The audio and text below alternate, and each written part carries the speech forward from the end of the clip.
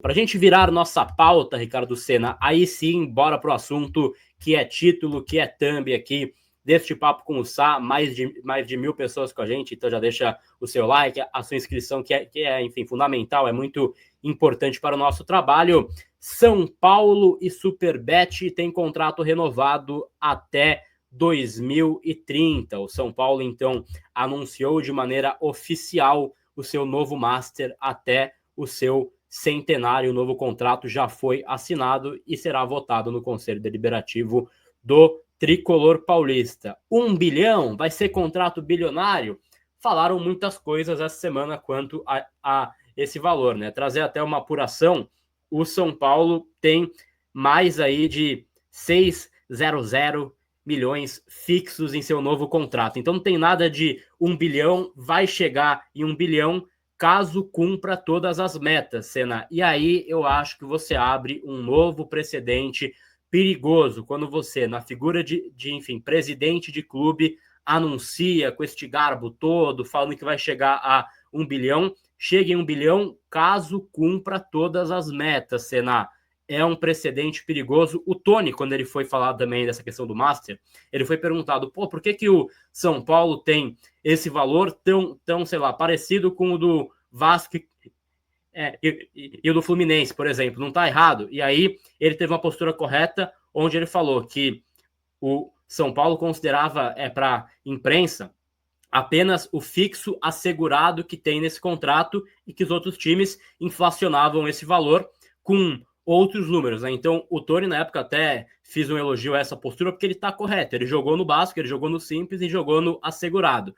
Quando você vende para o seu torcedor 1 bilhão esse contrato, aí você está meio que prometendo algo que não é assegurado, Senna. Então eu acho que esse é um ponto que, assim, me preocupa, na comunicação, porque não é como se fosse, tem mais 20 milhões para ganhar. Não, meu amigo, são 400 milhões, né, de diferença que você, entre aspas, joga para o seu torcedor com essa esperança. Então, é um baita valor, gosto desse contrato, tem cláusulas que a gente vai também mostrar para vocês, mas acho que essa comunicação tem que ser mais clara, Senna. Eu acho que dá para a gente dividir de várias formas isso.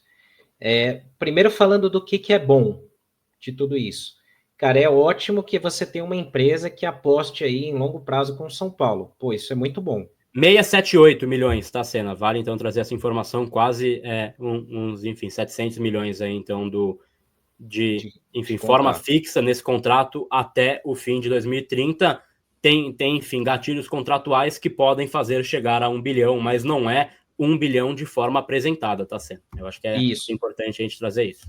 Então, assim, só para a gente deixar bem especificado aqui, né?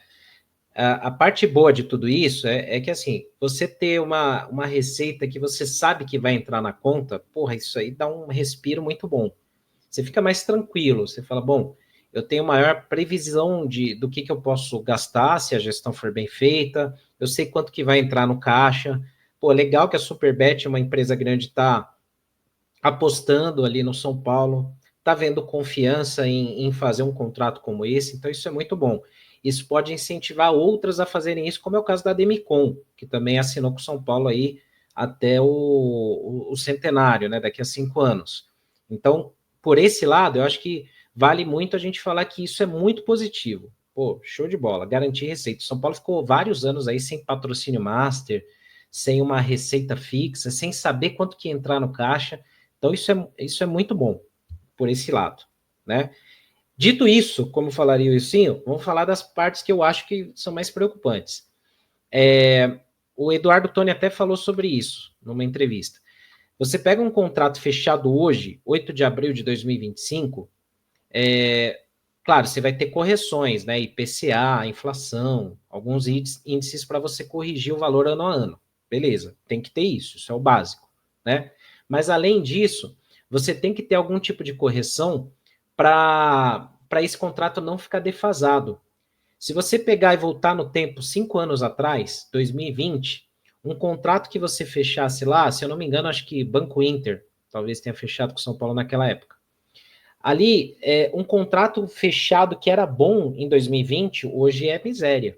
Para o mundo do futebol, não serve. Então, se não tiver uma correção, além da inflação, mas algo que possa equiparar o contrato do São Paulo com outros clubes, aí é um tiro no pé. O Eduardo Toni, ele comenta isso numa entrevista, que tem uma Tem uma equação e cláusula, tal. tem, Uma tem. cláusula. Então, até Isso, para trazer beleza.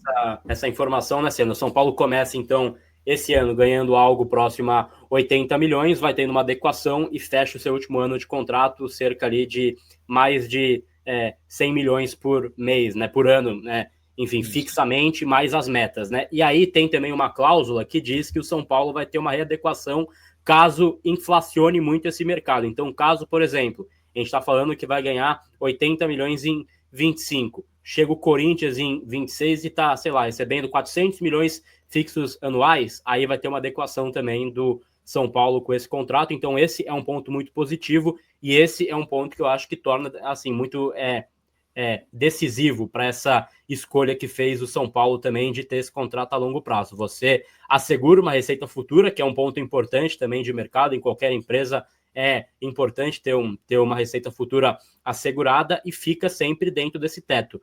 Essa cláusula, aí sim, para mim, é o ponto alto desse contrato. Eu só não gosto da forma que é, assim, apresentado sempre, né? Maior contrato da história do mercado brasileiro, 1 bilhão, tal, porque aí você gera uma expectativa. Mas, assim, é um bom contrato. Não é que a gente só reclama, mas é um bom contrato. Eu só prezo sempre por essa comunicação clara e enfim, transparente para o seu torcedor. Mas é um baita contrato e tendo essa cláusula, para mim, me gera mais confiança também de que já foi feito um bom negócio. E só para passar também uma outra informação, Senna, que vai ter também outra ativação, né? Outra contrapartida que vai dar o São Paulo à Superbet.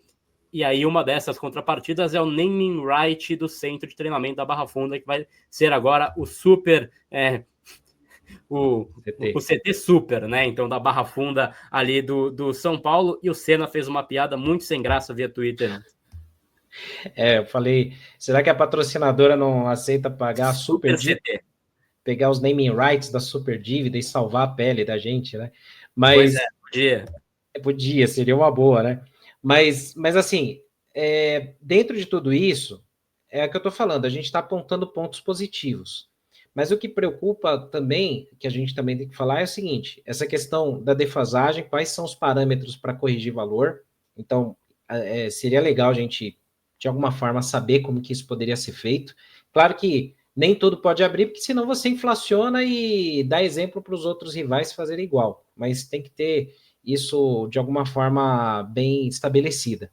E o outro ponto que eu acho é o seguinte: quais são essas métricas para que se atinja 1 bilhão? Porque, assim, se for para, putz, como brincaram lá, tem que ganhar 3 mundiais até lá, tem que ganhar 5 brasileiros, inventar a cura do câncer e um monte de coisa, aí não vai rolar, não vai conseguir bater 1 bilhão. Então, por isso, é falho você chegar e divulgar que o contrato é de 1 bilhão. Eu sei que foi falado que pode chegar a 1 bilhão, mas é como o Gabriel falou, você gera uma expectativa que às vezes ela está longe do real. Então é muito mais honesto você chegar e falar assim, são 678 milhões, dividido quase em 700 fixos, que a gente pode chegar em meta, a gente prevê que a gente pode chegar em 700. Então, porque... aí você pega e fala, pô, ó, isso aqui é a real, isso aqui é o que está garantido que vai entrar, vai ter correção e tal. Se a gente chegar em tais alcances aqui, pô, bate 1 bilhão, aí se torna o maior. Agora, toda vez que divulga, é o maior de todos, você gera uma puta expectativa, e quando você vai ver nas entrelinhas, nas linhas pequenas, no fim do contrato, não é bem isso. Isso eu acho errado, isso eu acho muito falho.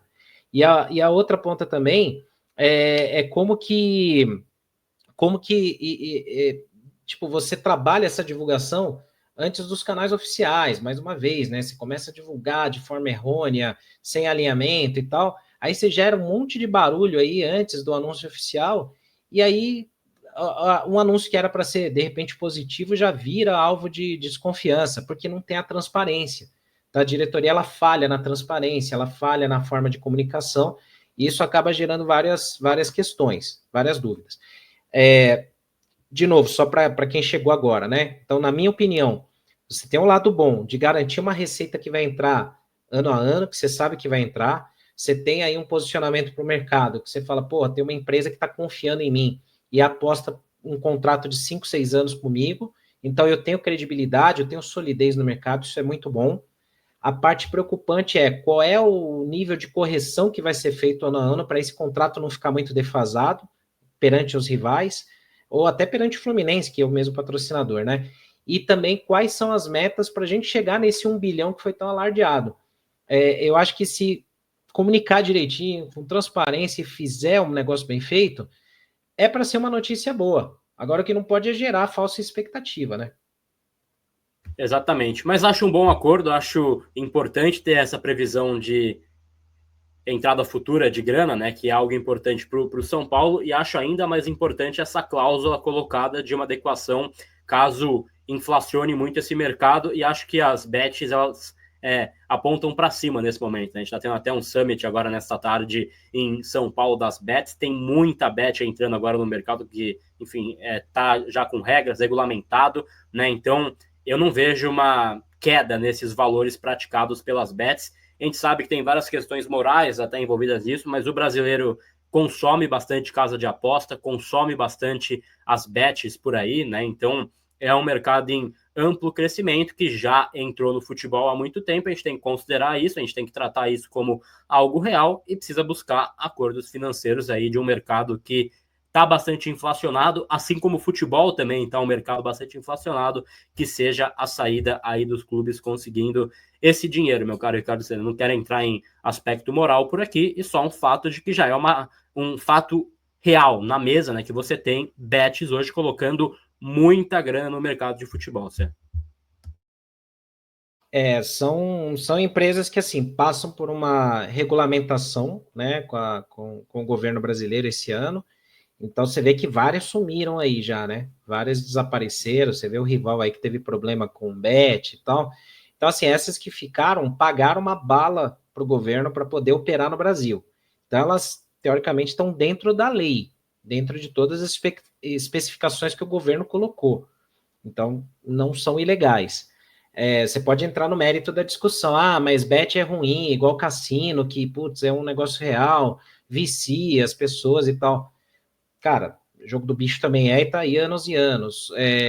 Loteria acontece, tem um monte de coisa também que não é legal e tá aí, ou que não deveria ser eticamente legal e tá aí.